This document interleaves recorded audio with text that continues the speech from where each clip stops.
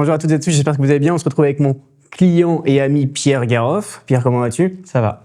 Pour les personnes qui ne te connaissent pas, je te laisse te présenter. Alors du coup, moi je suis coach sportif à la base et j'ai développé une activité d'achat-revente de machines de musculation depuis 1 an et demi.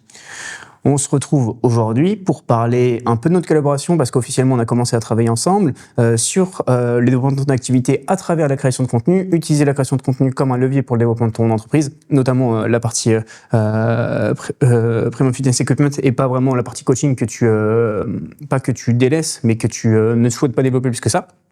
Donc, tout simplement, avant qu'on commence à travailler ensemble, comment te sentais-tu et comment gérais-tu ta création de contenu? Alors c'était un petit peu brouillon parce que je restais sur des choses assez simples, donc mettre juste en avant, comme pourrait faire un magasin de vêtements justement, juste les produits que je vendais, donc en l'occurrence les machines, et j'avais pas de stratégie réelle, c'est-à-dire que quand j'avais un peu de temps, j'essayais de faire quelque chose d'un peu plus travaillé, mais j'étais à chaque fois dans le rush et ça me créait du stress en fait parce que je me disais, je sais que c'est un impact de créer du contenu, mais je sais pas comment m'y prendre, et en fait je prenais pas le temps parce que j'avais mon activité de coaching et aussi le fait de devoir gérer aussi les commandes de mes clients.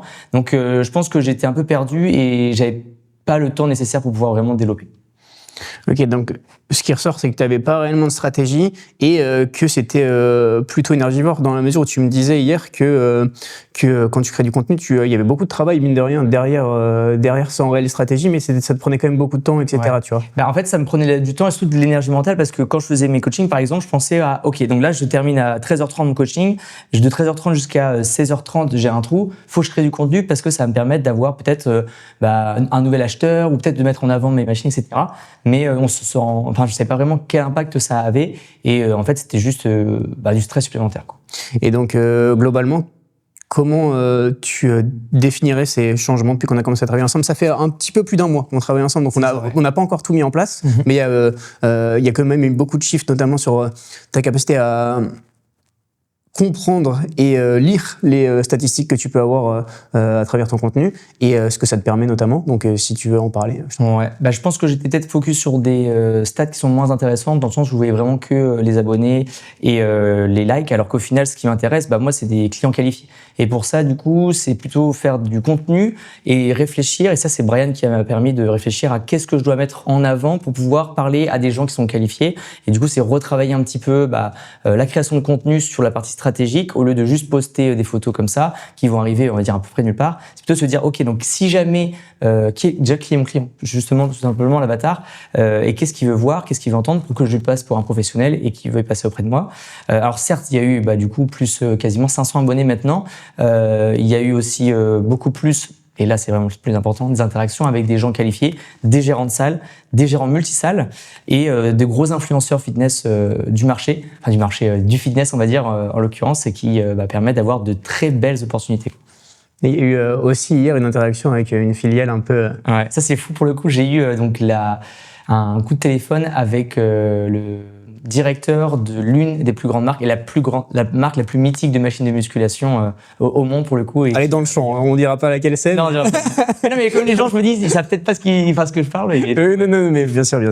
Et donc ça, c'est réellement une des choses à ne pas sous-estimer, à quel point, même si statistiquement tu as l'impression que c'est pas un levier énorme, ce que ça permet et les portes que ça t'ouvre en fait. Ah, totalement. Et donc je suis très content que ton appréciation justement de ce contenu ait changé vis-à-vis de ces métriques un peu ces vanity métriques dont on peut parler parfois. C'est vraiment une évolution qui est très importante pour l'avenir. Et comme je te disais, en plus de ça, là ça fait à peine 1 mois, tu reviens de vacances, on n'a pas pu mettre en place tous mes systèmes et je suis vraiment pressé de voir la suite. Et donc comment tu qualifierais notre relation pas tant sur la qualité du contenu, mais sur nos échanges, etc., par exemple. C'est très professionnel. L'avantage avec Brian, ça c'est un avantage que j'ai peut-être parce que on a des points en commun par rapport à mon métier. C'est qu'il cherche vraiment à se mettre à la place de la personne. Comprendre l'environnement dans lequel il évolue, savoir qui sont les clients, qui sont un peu les acteurs finalement clés du marché, et pour pouvoir vraiment proposer du contenu de qualité. Donc les échanges se font, et ce qui est cool avec Ryan, c'est que il est très disponible.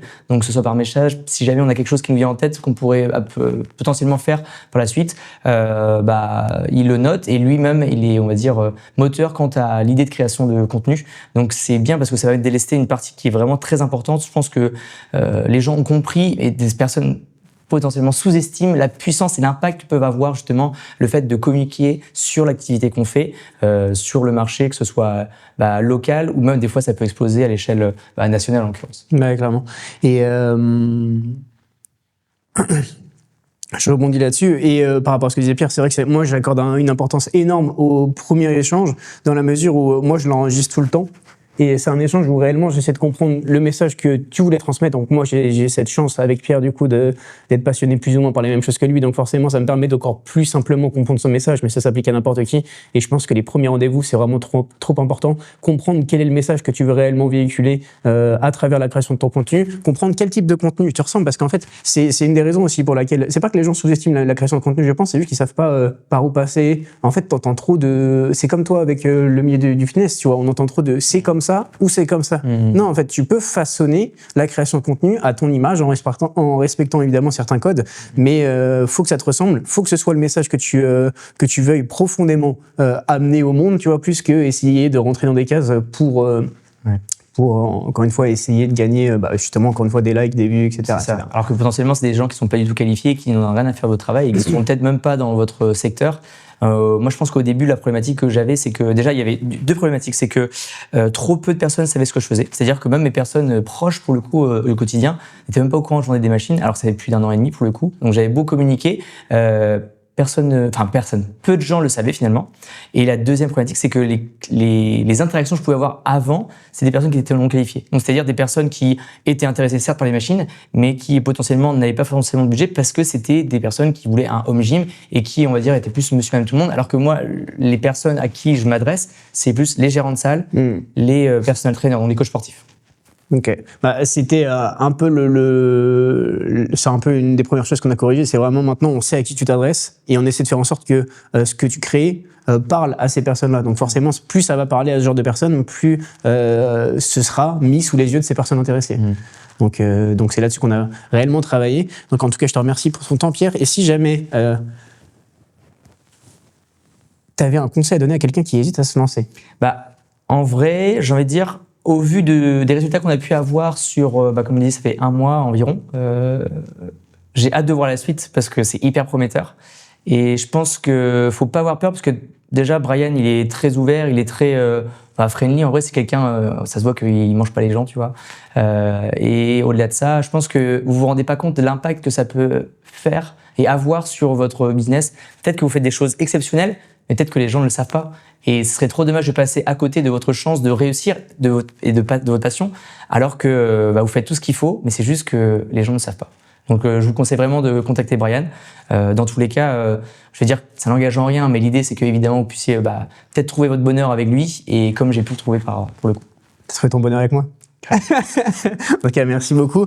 Si jamais vous avez un business local, si jamais vous êtes prestataire de services sur Brest ou alentour et que vous souhaitez utiliser la création de contenu comme un levier pour le développement de votre activité, n'hésitez pas à m'envoyer un message. On en discute à travers une consultation ou même via Instagram. C'est avec plaisir que je répondrai. Donc voilà, encore merci Pierre. Et évidemment, on fera un épisode 2 puisque là, comme on disait, c'était le début et j'ai hâte de voir ce que ça donne avec tout le monde. Parce qu'il y a pas mal de petites choses qui arrivent déjà et pas mal de petites choses qu'on a mises en place qui commencent à travailler. Et apporter leurs fruits, je pense. C'est ça. Donc voilà, merci beaucoup pour votre écoute. Si vous avez des questions, n'hésitez pas à m'envoyer un message.